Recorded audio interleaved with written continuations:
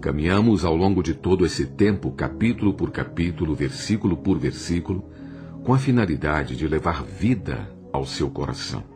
Não conhecimento, mas vida. Não é? A vida de Deus está à nossa disposição. Quando nós vamos à Bíblia Sagrada e ganhamos entendimento das palavras ali contidas, no Espírito nós ganhamos vida. O versículo 18 prossegue. Jesus, aproximando-se, falou-lhes, dizendo: Toda a autoridade me foi dada no céu e na terra.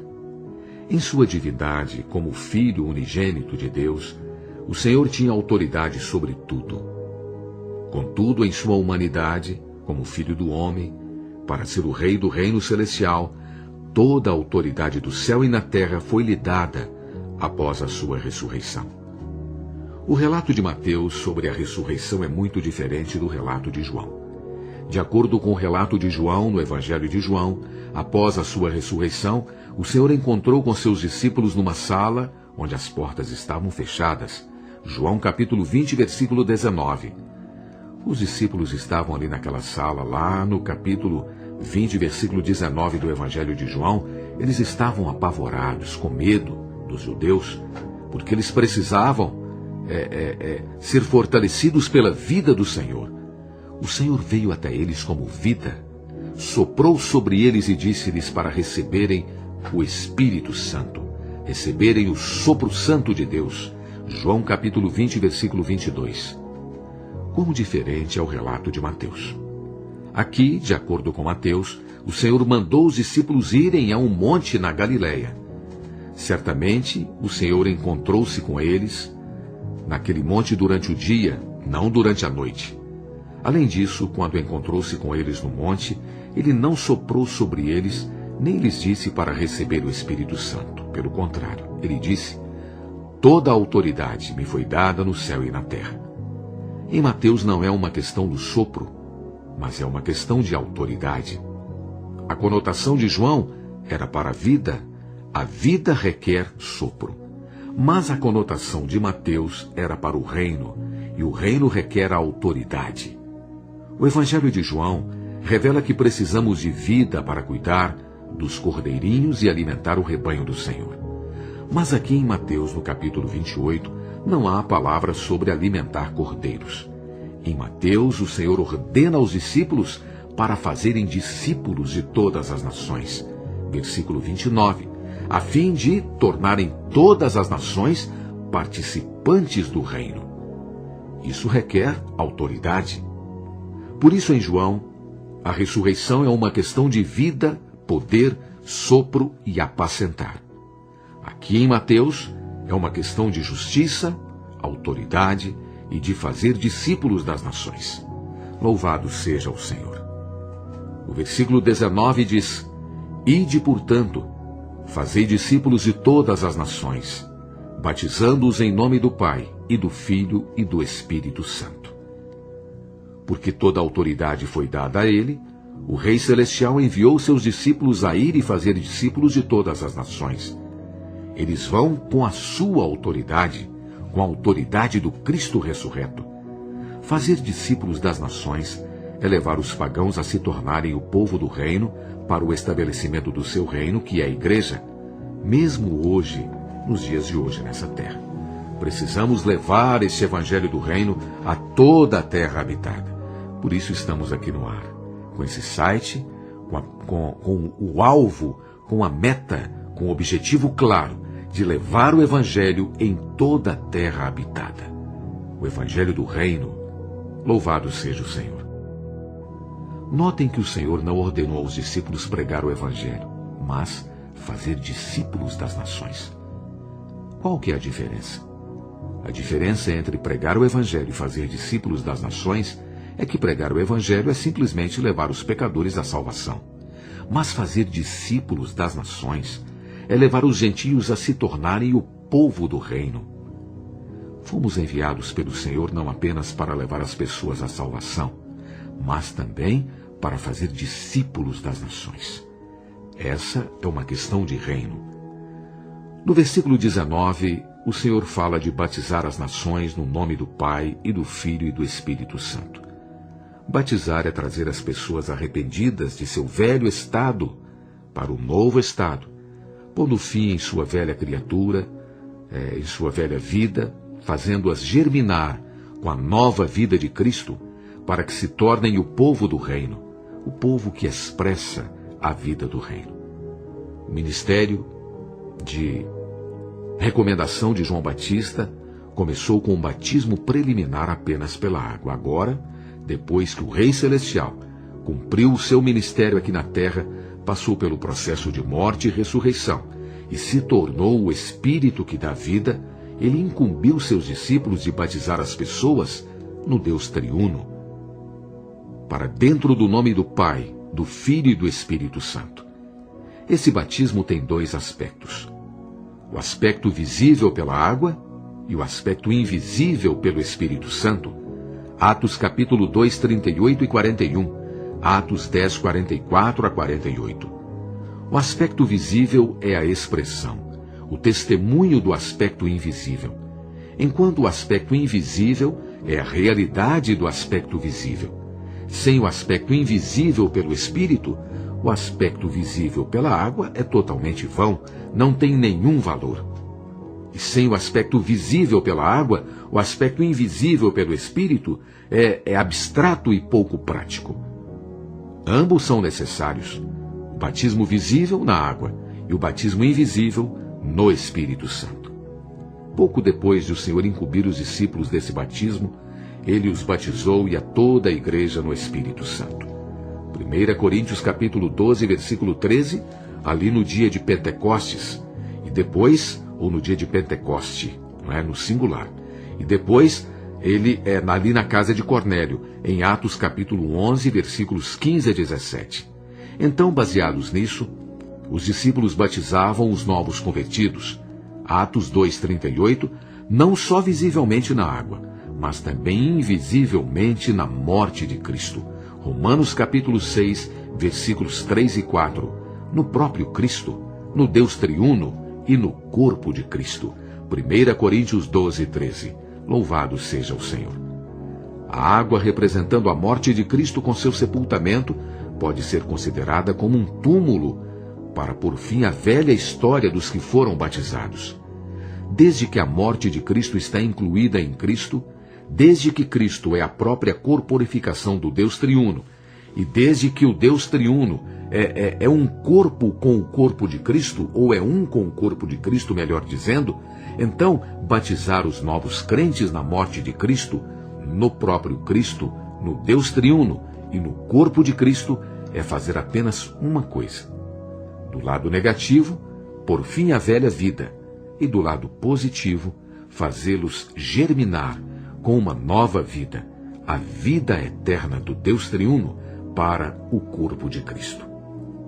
Assim, o batismo ordenado pelo Senhor aqui é retirar as pessoas da vida delas, incluí-las, não é? Incluí-las na vida do corpo de Cristo para o reino dos céus por meio do batismo. A palavra em, no versículo 19, indica união, como em Romanos 6,3, Gálatas 3,27 e 1 Coríntios 12,13.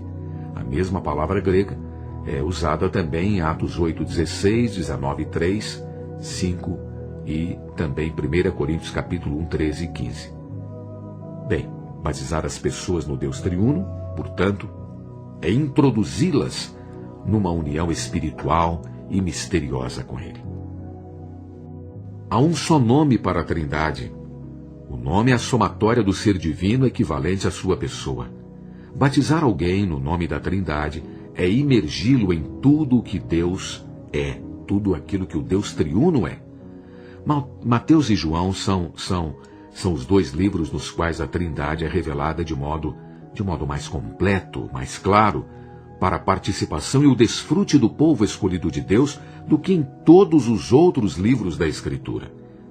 João revela o mistério da deidade no Pai, Filho e Espírito, especialmente nos capítulos 14 a 16, para a nossa experiência de vida. Mas aqui em Mateus está revelada a Trindade, a realidade dessa Trindade no único nome de todos os três, do Pai, do Filho e do Espírito, para a constituição do reino. Na abertura do livro de Mateus, o Espírito Santo, versículo 18, Cristo, o Filho, versículo 18, e o Deus Pai, versículo 23, entram em cena para a produção do homem Jesus, no versículo 21, que como Jeová, o Salvador e Deus conosco, é a própria corporificação do Deus triuno. No capítulo 3, Mateus apresenta um quadro do Filho em pé na água do batismo, sob o céu aberto. O Espírito como pomba descendo sobre o Filho, e o Pai dos céus falando, dizendo: Esse é o meu Filho amado, em quem me alegro. No capítulo 12, o Filho na pessoa humana expulsa demônios pelo Espírito,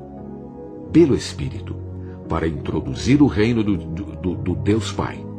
Não é? O Filho expulsa no poder e no nome do Espírito, ou pelo Espírito, para introduzir as pessoas no reino de Deus Pai.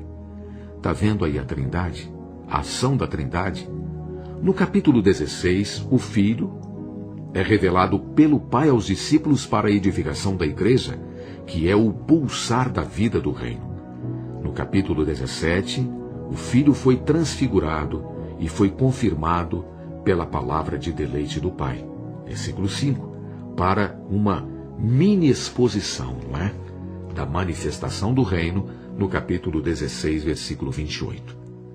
Finalmente, no capítulo de encerramento aqui, no capítulo 28, após Cristo, como o último Adão, ter passado pelo processo de crucificação, entrar na esfera da ressurreição e se tornar o Espírito que dá vida, ele voltou aos seus discípulos na atmosfera e realidade de sua ressurreição, para incumbi-los de levar o pagão a se tornar um povo do reino, ou o povo do reino, batizando-os no nome. Veja que não é nos nomes, mas no nome, na pessoa, na realidade da Trindade, do Pai, do Filho e do Espírito. Louvado seja o Senhor. Mais tarde, em Atos e nas Epístolas, é revelado que batizar as pessoas no nome do Pai, do Filho e do Espírito é batizá-los no nome de Cristo. Atos capítulo 8, versículo 16 e 19, 5. E que batizá-las no nome de Cristo é batizá-las em Cristo, a pessoa, pois Cristo é a corporificação do Deus triuno, e como o Espírito que dá vida, está disponível a qualquer hora e em qualquer lugar para que as pessoas sejam batizadas nele. Tal batismo, na realidade do Pai, do Filho e do Espírito, de acordo com Mateus, é para a constituição do reino dos céus. O reino dos céus não pode ser composto de seres humanos de carne e sangue, como uma sociedade terrena, como uma associação, um clube terreno. Ele somente pode ser constituído de pessoas que foram imersas na união com o Deus triuno e que estão estabelecidas e edificadas com o Deus triuno que é trabalhado nelas.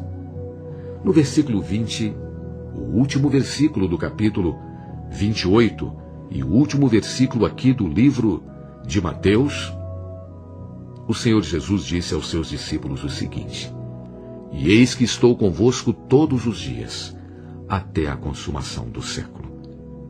O Rei Celestial é Emanuel, Deus conosco. Aqui ele prometeu estar conosco em sua ressurreição, com toda a autoridade, todos os dias. Todos os dias. Hoje, agora onde você está, onde quer que você esteja. Amanhã, depois de amanhã, até o seu último suspiro. Até a consumação do século, isto é, até o fim desta era, ele estará com você. Que grande promessa, que maravilha, que esperança há para aqueles que estão em Cristo Jesus.